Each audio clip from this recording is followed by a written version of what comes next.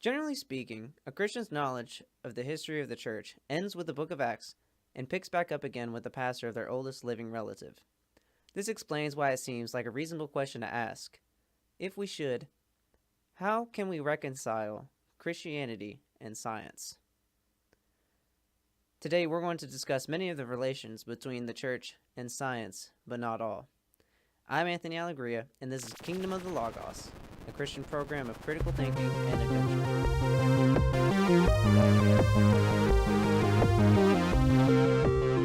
Even if we ignore history for a moment, Christianity's foundational doctrines necessitate that a given number of Christians, and all to a basic degree, pursue scientific per se ends. We as Christians have a responsibility to God, to glorify Him, which is to say, to reveal God's divinity and reveal His essence and qualities. God is the truth. God transforms the chaos into order, and God is a good steward. These are just some of His characteristics as He relates to the material. If we're to show God to the world, to glorify Him, then it becomes necessary to understand how the material works, the laws the material is subject to, because in learning this, we learn how to be a better blessing to the world as God would have us. Considering history, we find that the church and science truly have no qualms. 1 Peter 3:15 says, "But in your hearts, honor Christ the Lord as holy, always being prepared to make a defense to anyone who asks you for a reason for the hope that is in you. Yet do it with gentleness and respect."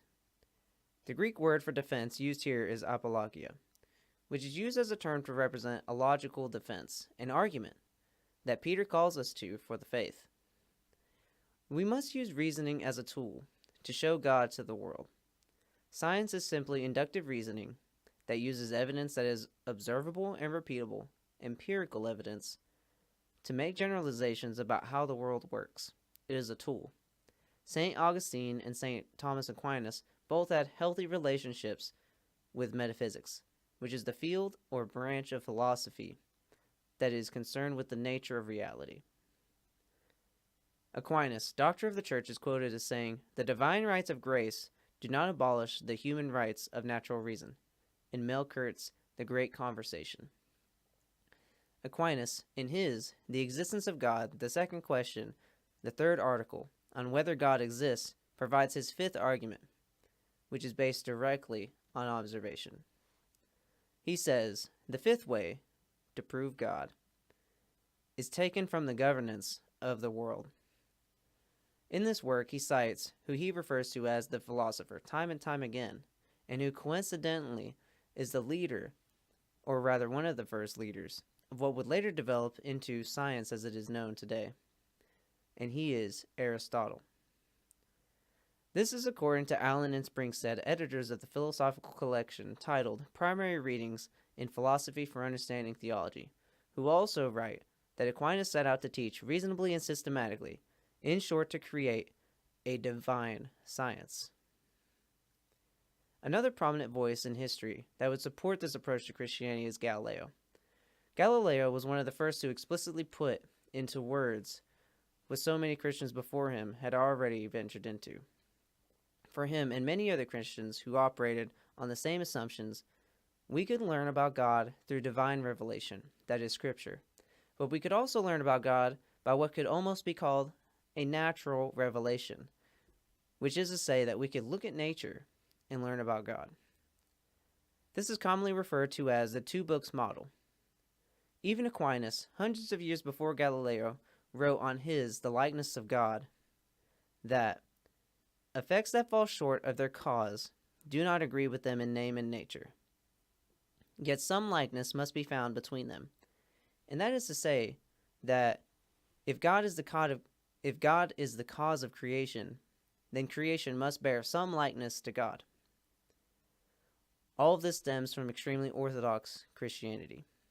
The following historical fragments of the study of the natural is filled with Christian motivation, which is clear when we consider people who were motivated by similar assumptions as Aquinas and Galileo. When we consider René Descartes, a famous philosopher, the author of Certainty and God, who greatly impacted the scientific method with 4 rules in his Discourse on Method, and even standard mathematical notation today, when we consider Michael Faraday, director of the Laboratory of the Royal Institution of Britain, a man who sought to understand God through science, who helped to discover and define electromagnetism. When we consider Father Lemaitre, a priest and astronomer who wrote the theory of the primeval atom, which was originally ridiculed as an attempt to justify God through science, the theory which today is known as the Big Bang Theory. And when we consider that this is just the tip of the iceberg of Christians who pursue God and science, it becomes clear that science and Christianity have never operated independently. As far as the scientific community is concerned, I'm not sure that the general church has treated it differently than any other given demographic. The real problem isn't generally against the scientific community, which is to say that the church has not acted against the individuals within it. The symptom-like problem we see is the church's attitude towards science. This response is not true for the entire Christian community. The general reason the church has refuted science is a twofold lie. The first part concerns science, and is that the worldview of most science is anti-theist, not even just agnostic or atheist, but anti-theist, which is to lie and say that science has been founded in the name of disproving God. The other part of the lie concerns the Christian tradition. It is that Christianity is not reasonable. Many Christians have indeed operated on these lies, demonizing science and doing what they believe to be correct without consideration of the empirical. These lies are believed mostly as a consequence of a combination of scientific and historical ignorance. The Bible teaches clearly that God made the world in 6 days about 6,000 years ago, according to Kevin Hovind's mission statement on drdino.com. No living scientist was there to observe the first life forming in some primeval sea. Ken Ham in his The Lie, Evolution. These are just a couple of the views that do not paint the church in the best light. The latter of the two is especially interesting because the theory of evolution doesn't actually involve the first life. It doesn't challenge creation whatsoever. It is a theory concerning the origin of species, and scientists can witness today how the theory can be demonstrated. But this represents only a small portion of the church. Even still, contemporary church positions like these have made out Christians to seem superstitious and scared of reason. However, the response that claims to brand reason has not always been reasonable either. On the replica of Noah's Ark in Kentucky, Bill Nye said, "The exhibit encourages visitors to trust faith over science, and thereby undercuts their ability to engage in critical thinking," according to NBC News. Now, Nye is not quoted here directly, so this could be an extreme misrepresentation, but the implication that adherence to faith will undercut critical thinking is ludicrous, especially when you look at the people and the places that have preserved, shaped, and improved critical thinking for the past few thousands of years, even up to the present day. However, to present the information fairly, Bill Nye is quoted saying later on, "I'm not busting anyone's chops about a religion. This is about the absolutely wrong idea that the earth is 6,000 years old that's alarming to me." Again, this conflict really isn't representative of the church at large. Most people today are uncertain of the science behind ideas like an ancient earth and evolution, but most are also not standing with pitchforks against them, and are willing to take the advice science has to offer concerning the things they have been personally shown evidence for. So neither side has really been of overwhelming influence on the general church, as many people might temporarily believe unscientific propositions, but their assumptions concerning the material concede to evidence as the truth. Much of the church's positions and attitudes concerning Christianity and reason, which would extend to science, have reduced the faith of many young believers to a postmodern choice, which is not based in reason or the reliable truth. It has pushed others away from the faith, and it has portrayed a caricature of an ignorant church. It has led many young believers to believe that the faith is just a choice or preference, leading some to reject it, and those misled to accept it as a matter of choice to be willing to deny reason and operate on fantasy.